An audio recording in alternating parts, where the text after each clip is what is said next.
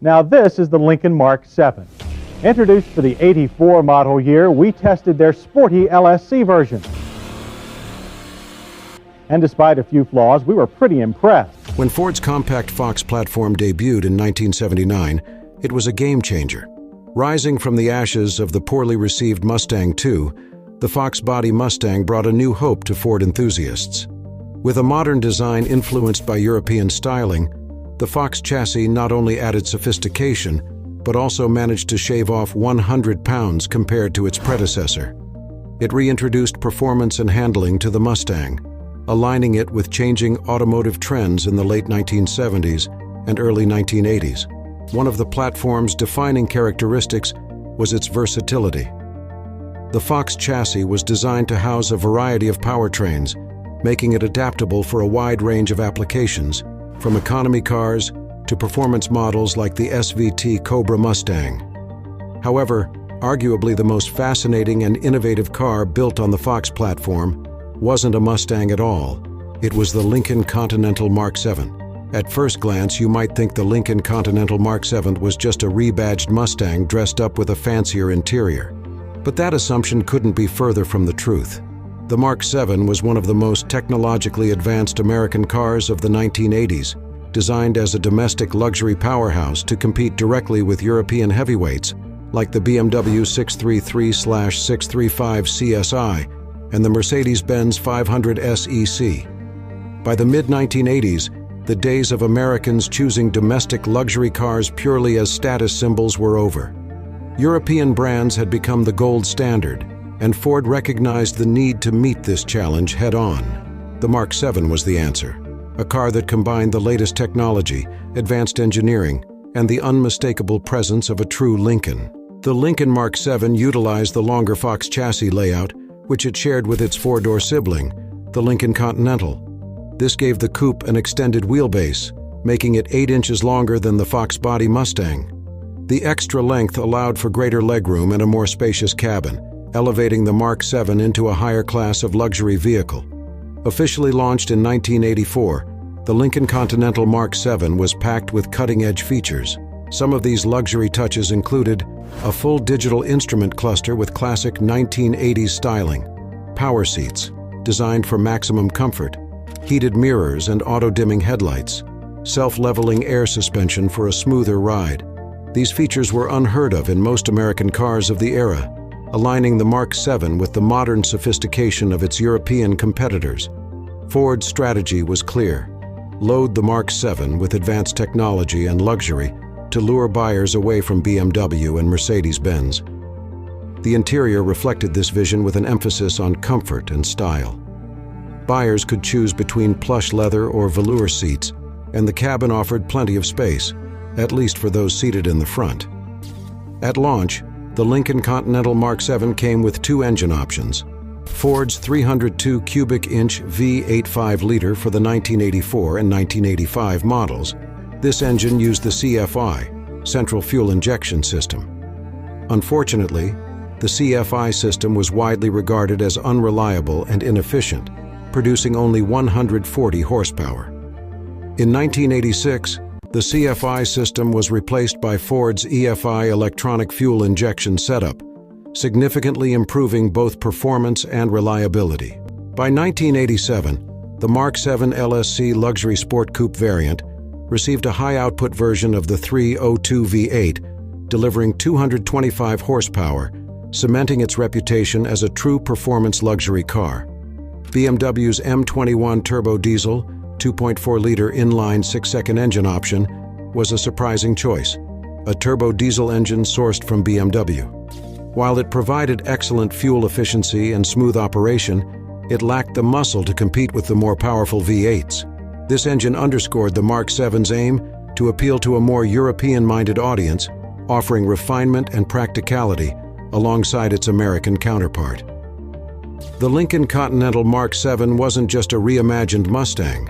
It was an ambitious, forward-thinking luxury coupe that sought to challenge Europe's dominance in the segment. With its advanced features, a balance of comfort and performance, and 2 unique powertrain options, the Mark VII became a statement of domestic innovation.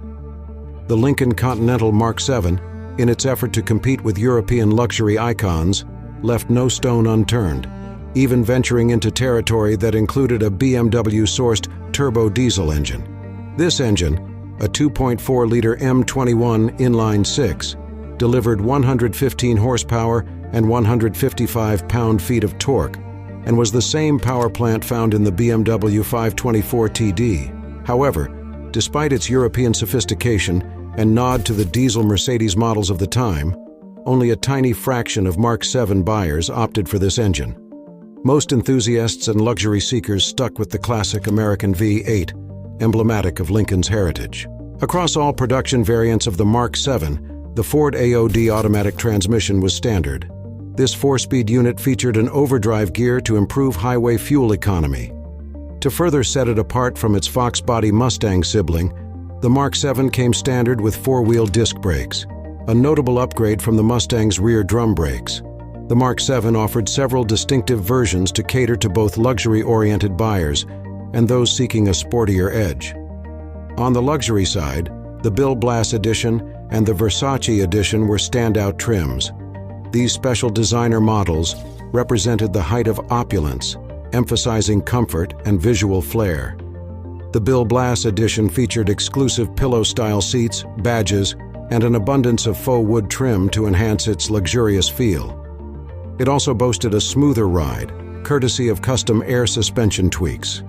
Similarly, the Versace Edition brought its own unique aesthetic refinements, appealing to those who valued exclusivity and elegance in their Lincoln. On the other hand, the Mark VII LSC luxury sport coupe was where Lincoln aimed to challenge the sportier European luxury coupes. The LSC departed from the flashy trimmings of the designer models in favor of a more aggressive and purposeful demeanor. Gone was the digital gauge cluster, replaced by a traditional tachometer. The iconic Lincoln hood ornament and excessive badging were removed to give the car a sleeker, toned-down look. The LSC's personality was enhanced by its sport-tuned suspension and performance upgrades. By 1987, the LSC's 5.0-liter V8 received a boost, now delivering 225 horsepower and 285 pound-feet of torque. This made the LSC the most powerful Mark VII variant, capable of sprinting from 0 to 60 miles per hour in 9 seconds and completing the quarter mile in 15 seconds. This performance was aided by a properly geared 3.27 rear differential, ensuring that the LSC wasn't just about luxury, but could hold its own against its European rivals. Among the LSC trims, the special edition models, particularly those in black, stood out with an undeniably commanding road presence. These cars embodied a sinister, villainous charm that made them feel like they belonged in a Hollywood thriller. By the late 1980s, the LSC models began outselling the designer variants by a significant margin. Lincoln shifted its focus to refining the LSC further, ensuring it stayed competitive against the sporty coupes from BMW and Mercedes-Benz. Yet the most extreme Mark VII wasn't an official factory model. It was the Mark VII GTC. This ultra-rare variant wasn't a Lincoln production car, but rather a custom-built creation, much like the period's Celine Mustangs. The GTC took the Mark VII to a whole new level, reimagining it as a one-of-a-kind performance and style statement. The Mark VII GTC was the pinnacle of Lincoln performance, a rare breed among American luxury coupes. These models were crafted by Cars and Concepts, pushing the limits of the already sporty Mark VII LSC to rival the likes of the BMW M6 and AMG Mercedes. While the LSC competed with the BMW 635 CSI, the GTC was designed to play in a higher league. The GTC cars came in striking monochromatic paint schemes, either black on black or white on white, giving them an undeniably aggressive and cohesive aesthetic. Enhancing their bold look, they featured a unique ground effects kit that extended the body lines, further emphasizing their performance pedigree. Performance enhancements didn't stop at aesthetics. Many of the GTC models were fitted with the reliable 5.0-liter Ford V8, but there was a rare and highly coveted upgrade option, a Roush-built 351 cubic inch 5.8-liter V8. This more powerful engine was offered alongside performance upgrades like roof-tuned shocks, sway bars, and enhanced brakes, ensuring the GTC handled as sharply as it looked. Buyers could pair these upgrades with either the standard AOD automatic transmission or a more driver-focused T5 5-speed manual. The exclusivity and performance of the GTC came at a price. These cars started at around $38,000, and fully loaded versions with the 5.8-liter V8 could reach $50,000. This pricing put the GTC firmly in European luxury territory, far above the regular Mark VII LSC, which started at $25,500. Still, when compared to the nearly $50,000 price tag of a comparable Mercedes 500 SEC, the Mark VII LSC, and even the GTC, offered a compelling value proposition, providing a luxurious and powerful ride at a fraction of the cost. In total, Lincoln produced around 200,000 Mark VIIs between 1984 and 1993.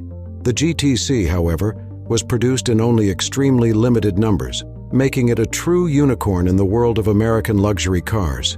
Despite its technological sophistication and bold styling, the Mark VII was eventually replaced by the Mark VIII, which leaned toward a more futuristic design.